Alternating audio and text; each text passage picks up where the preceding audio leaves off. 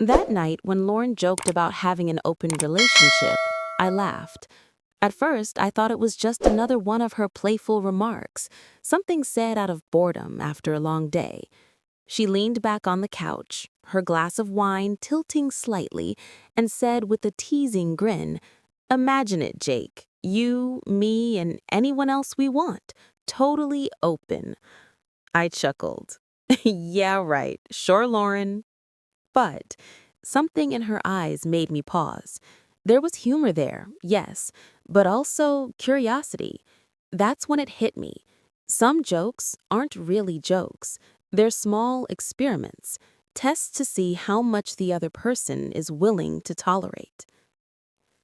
We had been married 6 years. The early years were filled with laughter, spontaneity, nights that bled into mornings, and a kind of electricity that made life feel alive.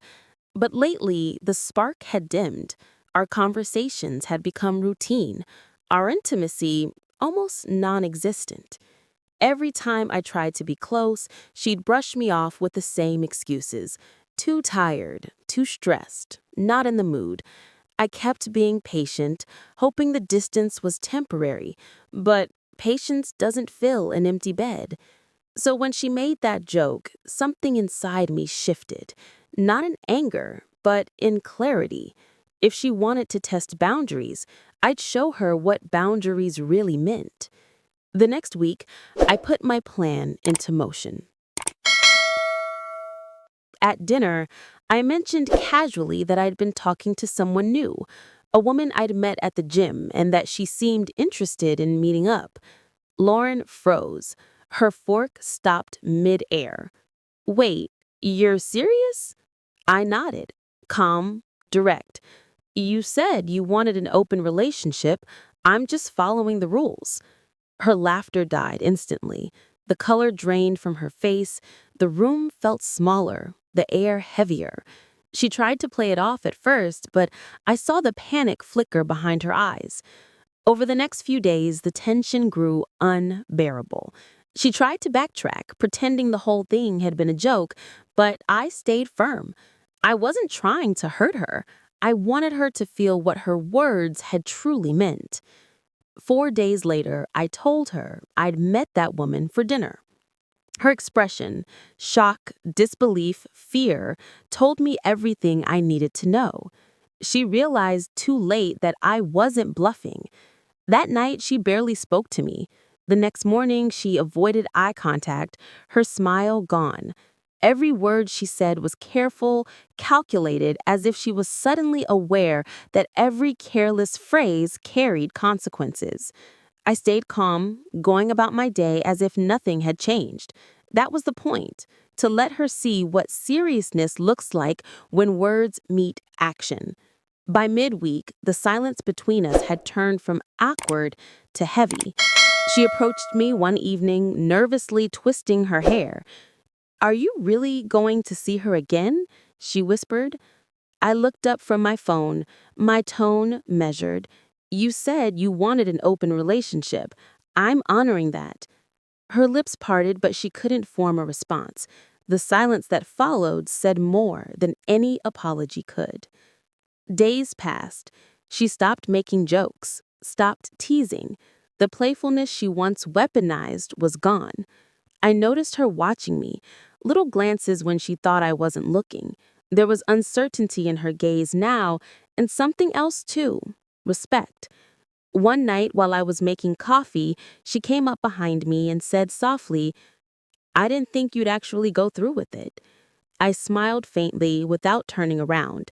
I don't treat words like jokes, Lauren. If you say something, I believe it. Actions follow words. Always. She froze. I could almost hear her breath hitch. That was the moment she understood. Her playful challenge had turned into a mirror, reflecting back the seriousness she had long ignored. Over the next week, I watched her unravel in small ways. The woman who used to roll her eyes at affection began initiating gentle touches again. Her words softened. Her voice trembled when she spoke my name. The balance had shifted. Over the next week, I watched her unravel in small ways. The woman who used to roll her eyes at affection began initiating gentle touches again. Her words softened. Her voice trembled when she spoke my name. The balance had shifted. By Friday night, she sat beside me on the couch, quiet and thoughtful. "I didn't realize how serious you were," she said at last. "I thought I could say things and nothing would change." I turned to her, my tone calm but resolute. "Words are promises, Lauren. Freedom without responsibility is chaos. You wanted openness, I gave you the reality of it." Her eyes welled up, not from guilt, but from realization. She had been careless with something sacred. Over the next few days, I saw a change in her. The jokes stopped. The teasing ended. Every word became deliberate. Every glance, thoughtful. The lighthearted sarcasm that once hid her indifference had vanished. She finally understood what commitment looked like when actions backed it up. By the end of the month, she came to me quietly one evening. Her voice was softer than I'd heard in years. "I want to make this work," she said. "I understand now what you mean when you say actions speak louder than words. I see how serious you are about us." I nodded, not triumphant, just steady. This wasn't about punishment. It was about truth. That night we talked for hours, really talked. No games, no sarcasm, just honesty. For the first time in months, I felt connection again. Not because she was afraid to lose me, but because she finally saw what losing me would mean. She had tested the limits of our marriage. I didn't argue. I simply showed her what consequences looked like. And from that night on, the open relationship joke never resurfaced. It became a quiet turning point, the day she learned that words are contracts and actions are the signatures that seal them. Because love isn't kept alive by jokes or freedom, it's kept alive by respect and the courage to mean what you say.